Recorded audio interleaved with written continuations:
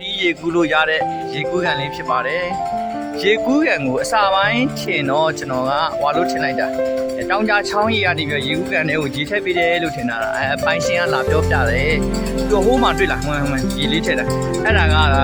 ဆက်နဲ့စုပ်ပြီးတော့မှတဲ့ဟွာတွင်းရင်ကနေပြီးတော့မှထည့်ထားတာဖြစ်ပါတယ်တဲ့လေးမြန်ပေါ်မှာလည်းတက်ပြီးတော့မှစားတောက်လို့ရမှာဖြစ်ပါတယ်ရှိမှဈေးကွက်ပုံမျောစင်လေးပေါ်မှာလည်းတက်ပြီးတော့စားတောက်လို့ရမှာဖြစ်ပါတယ်ကဲဒီနေရာမှာလည်းတက်ပုံရိုက်နေမှာဖြစ်ပြီးတော့မှကဲရွှေကန်စစ်နွားလေးလေးနဲ့လည်းအလားတက်ပုံရိုက်နေမှာဖြစ်ပါတယ်ကဲဒီလို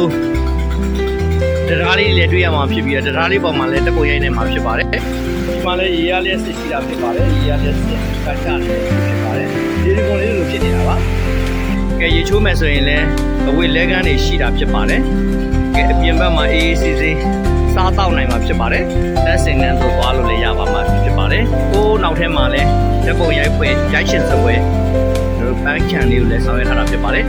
ဒီမှာတော့ရေရလေးစစ်ပါရေရလေးစစ်ကထွက်လာတဲ့ရေလေးကဘာနဲ့သွားပြီးတော့ဒီဒီကိုလေးဖြစ်နေတဲ့ပုံစံမျိုးမလည်းတီးတန်းဆောင်ဝိုင်းလေးတွေရှိပါတယ်ဒါကိုရီးယားစတိုင်လေးပြင်ချထိုင်ပြီးတော့မှစားလို့ရမှာဖြစ်ပါတယ်သုံးနိုင်မှာဖြစ်ပါတယ်ရွှေကန်စစ်စားတောက်ဆိုင်ရဲ့အဝင်းမြင်ရှုခင်းဖြစ်ပါတယ်ဒီတန်းဆောင်လေးလည်းရှိမှာဖြစ်ပါတယ်ဒီတန်းဆောင်လေးတွေမှာစားလို့ရမှာဖြစ်တယ်လို့ပိုးမှာရှိနေတဲ့ရွှေကန်တဲ့စားတောက်ဆိုင်ပင်မာတဲ့ကိုလည်းတောက်ရောက်စားတောက်နိုင်မှာဖြစ်ပါတယ်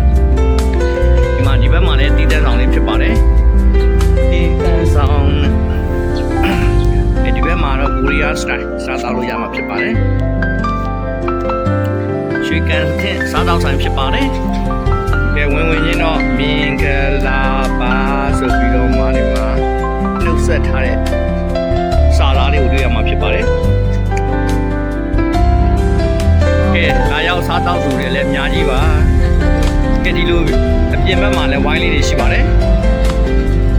မျိုးလေမြိုင်ကြီးခွေးကရွှေကန်စစ်စားတောက်ဆိုင်ကိုရောက်နေတာဖြစ်ပါတယ်ဓပုံဆိုင်ရိုက်ရှင်စရာရှုခင်းလေးတွေလည်းရှိပါတယ်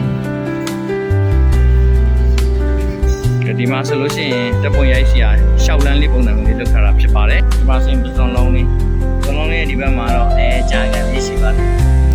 ကဲစားတော့ဆိုင်ကိုလာရောက်ရင်းနဲ့လဲ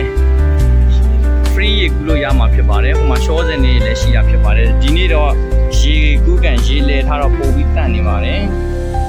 ကဲရွှေကန်စင်စားတော့ဆိုင်မှာကျွန်တော်တို့ထမင်းစားနေတာဖြစ်ပါတယ်ကဲကြက်ကုန်းပေါင်ကလည်းစားခြင်းစရာတပွဲကိုတော့1000ဝဲပါတဲ့ဝကုန်းမောင်ကလည်းတည်ကြခြင်းစရာပါသူကလည်း1000ဝဲတဲ့တုံရမ်းဟင်းညော်လည်းဒီမှာအကြီးကြီးပဲအဲ့ဒါမှ1000ဝဲပါဒါလေးကတော့ free ပေးတာပါဒါကကြက်ကာလာသားကြက်တဲ့ဒါကျွန်တော်တို့ကာလာသားတွေပဲလာစားတာမဟုတ်ကြက်ကာလာသားကြက်ကိုလည်းဆောင်ပေးတာပါတဲ့ဒီဥစ္စာကတော့ကျွန်တော်တို့စေးဘဲဥလို့ခေါ်တဲ့ဖီတန်တော့ဖြစ်ပါတယ်ကဲစားခြင်းတပါထမင်းမိန်စားခြင်းနဲ့ကဲထမင်းစားရင်ပြီးရေသွားကူးမယ်